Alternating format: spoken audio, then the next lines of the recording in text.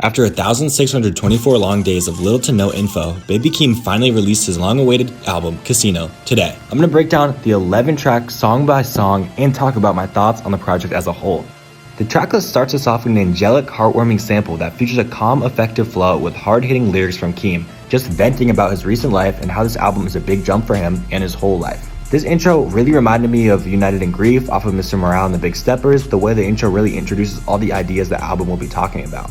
A synth-heavy rage-influenced trap beat hits the stage on the second self-titled track, Casino. He jumps in the track with a mean flow that really makes you realize that Baby Keem is finally back.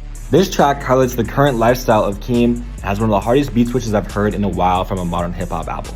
The sample used in the second half here really reminds me of the Tim Burton movie soundtrack.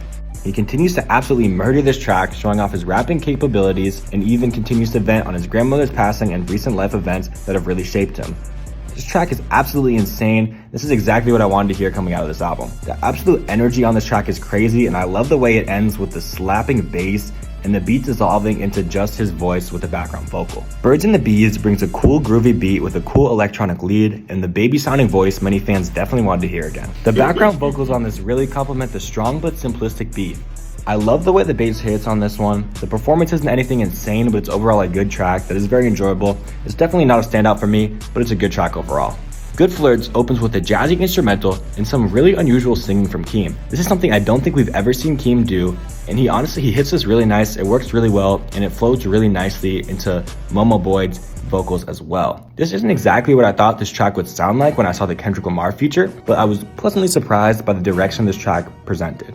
Although I wasn't too fond of the Kendrick verse, I can't even lie. He didn't really bring out any memorable bars besides the Young Thug one, and if he started with a nice flow or sex on the song for me, he would just ruin it with his freakiness. I do like the response elements in this feature though. They remind me of his feature on Mona Lisa with Lil Wayne, but this song's just cool overall. I don't think it's what people really wanted to hear, but I'm still a fan overall, and the elements presented in it are cool.